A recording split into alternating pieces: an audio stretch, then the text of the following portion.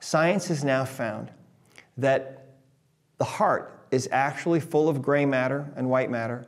It actually is a brain.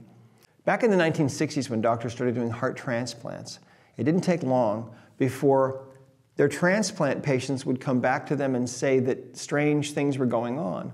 Sometimes they had taken on new taste in food or sports or music, and sometimes those things were very different from what their preferences were before. Sometimes their handwriting had completely changed. Sometimes they would have memories of places that they never had ever visited in their entire lives, and yet they had memories of being in those places. In every case, when these patients were connected with the family of the heart donor, they would find out, oh yes, that's our son's handwriting you have, how strange is that? Or they would find out, yes, our daughter was a concert violinist.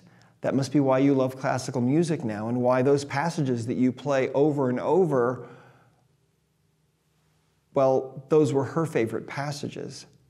And so the heart contains the memories of the things that we really love, our true affinities. What we have found is that emotional baggage will sometimes form into a wall around your heart.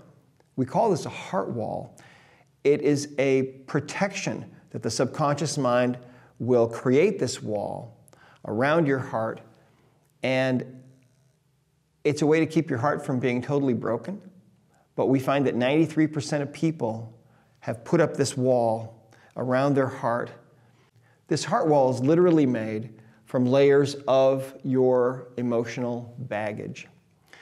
Now, we believe that to truly live the best possible life that you're capable of living in this world, you have to live that life from your heart.